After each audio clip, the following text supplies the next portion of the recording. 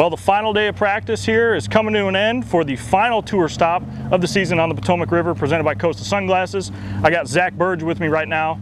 And Zack, I've said this to a lot of guys. I feel like most of the guys I've interviewed this week have kind of been like, got a Potomac vibe to them. It's shallow, it's kind of stained water, there's some grass. It seems very Zack Birge. So has it treated you well this week? Yeah, surprisingly it has. You know, when we came here 2 years ago, I had a mediocre tournament. You know, I didn't really know what to expect. I spent a week down on the James trying to get used to tides and stuff. And so I was pretty confident coming in, but this was a whole different fishery. Right. But it's much better this time. I'm looking forward to getting the tournament started. Overall, you're saying like the fishing wise is a lot better than last time? Yeah. Grass wise too? Yeah. Grass is better, the fishing's better. As long as you time your tide right and make the right moves at the right time, you can do really well out here. Okay. Now, the first time you mentioned you spent a lot of time on the James. So you were one of those guys that actually tried to get dialed in on tides, because that's been kind of a big thing this week. It's like there's a group of guys that focus on tides and are kind of worried about it, and then there's other guys that are like, well, I don't know, I got bit here. Yeah. I'm just going to soak it out and see what happens. And that's kind of what I did the first time we came here. I went to the cleanest area that I'd found in practice, and I just stayed there all day. Just tried to milk it and, you know, catch what I could catch. But I also spent that time on the James trying to get used to the tides, but I had such a bad practice here, I just felt like I was better off just sitting in one spot and milking it. This time, I feel like I've got the tide dialed in pretty good, and I'm catching fish, you know, doing things that I feel is right. Okay, okay. So, well, as we sit here in Mattawoman Creek, we're kind of basically halfway in between where guys can fish. Did you split your time up? Did you go up towards DC? Did you spend a lot of time down? How'd you spend your practice? I kind of split it up. The first day I started off right here pretty close. I went down and I came up and I had to pull out of the water at noon to take care of some business, and I came back 2 hours later and I started fishing back up. Covered from here to the Potomac Creek and then all the way up to almost DC. Okay. And then I worked my way back. And yesterday I spent most of my time up around the DC area, fishing all that stuff in there. And it was kind of hit and miss. You know, you get on one little stretch and catch a few, and I really wasn't too impressed.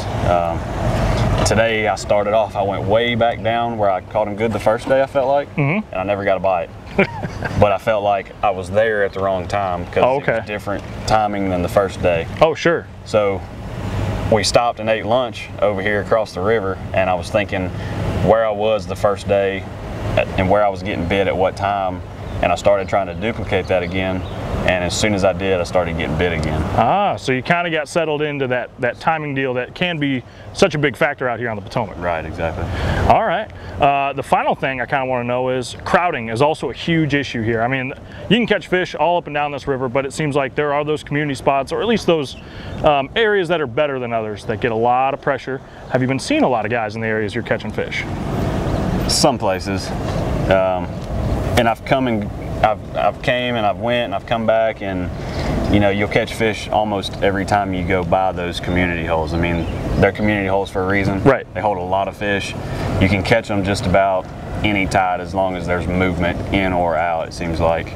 But there's so many fish in the area. I mean, it's going to get a lot of pressure and they're going to be a little finicky, but you know, there's plenty to go around, I think. All right. I also want to throw a curveball at you. What do you think we'll see for a cut weight? We were thinking about that today. I would say probably 15 and a half, 16 is what I'm thinking. Okay. That seems like pretty consistent with what we've been hearing. Yeah, that's what I feel like. I mean, I've caught a couple 4-pounders, 2 or 3 the first day, and I caught 3 today. That would have been 4. But it seems like on average your good stocky fish are like 2 3/4, 3-pounders. So around that 15 mark, and if you get lucky and catch a 4-pounder or 2, you're up there a couple more pounds. Well, right on, man. With that, I'm gonna let you go grab another water out of the cooler and cool off, dude. Take care. Thanks. Well, I'd say it's kind of early on day 3 for a guy such as Andy Morgan to be getting off the water, but it's hot. And I mean, you've probably been catching so many fish that you just had to come in because your arms hurt and you might be dehydrated or something. That's the only reason I can assume it's like 6 o'clock and you're coming off the water. It is early, and it's one of these deals. It's dehydrated was exactly right. Catching a lot of fish was not. It kind of sucks for me, actually. I had a better practice there last time. Seemed like there was more fish here last time. Now they've gotten a little bigger, but I'm getting a lot less bites. And I really heard, you know, it's going to be a slug fest, big fish, plenty of fish. Man, it's tough on me. I mean, tough. Yeah, it seems like it's the vibe we're getting from guys is it's really going to be the dudes that are on them are going to catch some good fish. Absolutely. Like, there's no doubt about that. But it does seem like for the rest of the field, or guys that might not have pieced everything together yet, it could be a little bit of a struggle. That's basically your take on it. Yes, it is. And just like I said, I mean, this is the worst practice I've had. I mean, I've had better practices at Beaver. I mean, you know, Beaver's pretty tough. It is pretty tough. Not a ton of fish. And you know, there's a lot of fish. I mean, you look out here at the grass beds behind us and whatnot. There's fish here. They're just hard to catch. They're hard for me to catch right now. And I really don't know what's going on. You get in there, you get a couple of bites, and it seems like that's all you get. Brandon McMillan. That is, yeah. Photo bombing. See, we already did one with Brandon McMillan, and he's trying to get back on it. He can't take enough of it. But so here's my counterpoint to that. You're Andy Morgan. You got a top 10 here last time. I feel like you could just be able to run around on this river and pull up to something that, you know, in your gut looks good and start catching fish. You know, I've tried that. I've tried running around fishing docks, you know, a few docks, rock, wood, stuff like that. You can run around and catch a keeper or two. Even that's been kind of a struggle. I caught a lot of fish off of docks here last time. It was actually just kind of a certain set of docks. But of course, you know, I pulled up to that set this week. There's 4 boats already on that. So, you know, I mean, our media's working well, it looks like. True. But, you know, that's kind of out, and the dock deal was kind of given up last time we were here with me and Clark first and second. And I just really don't have a lot of confidence in going around. No more bites than you can get right now fishing behind a bunch of boats on a set of docks. I got you. So it's probably going to be community hole central for me this week, which I hate. Yes, yeah. But sometimes you have to do that. You do. And I mean, there's community holes. We've had tournaments won off of community holes here. I mean, that's just how this fishery is. You know, it's and a lot of lakes are that way, but I feel like the Potomac kind of falls into a more special category in that regard on the volume of fish it can pump out of those areas. I agree. And they replenish. They do. It's a place that they really do. Just keeps stacking. And it's one of, I guess, the tide. I guess the tide. So, you know, they just keep piling in and people keep catching them. And why move?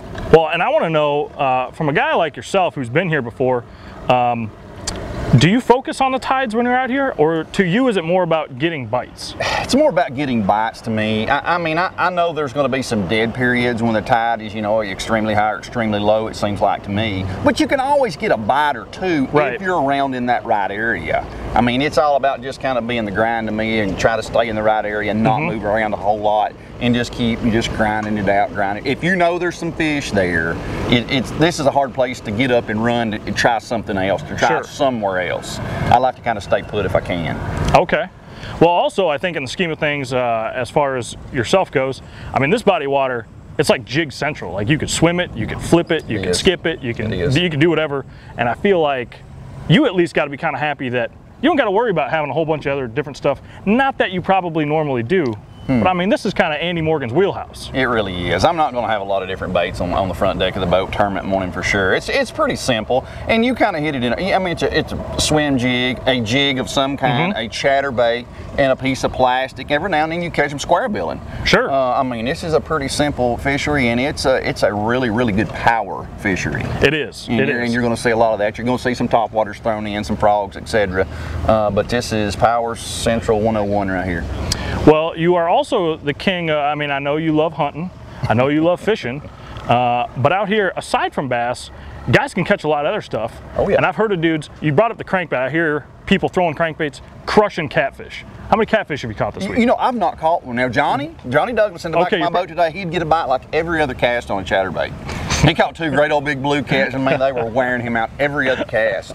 So plenty of catfish, and one of your favorites, the snakeheads. Oh, yeah. So this has been a big thing all week. I've been I wanted to see one up close. I've never seen one. Morgan rolls up, and of course he's got 2 in the live well. You actually handed them off. Kerry Milner's going to go cook them up later tonight. I say they're excellent. That's what I heard. The people on Facebook Live have told us they're delicious. So I guess maybe tomorrow Jody and I should go out, catch us a couple, and then, I don't know, you fry them up with us? Sure, I'm in. Let's do it. I'll bring the beer. Well, with that, Andy, I'm going to let you go cool off, dude. Thanks for joining me. Yes, thank you.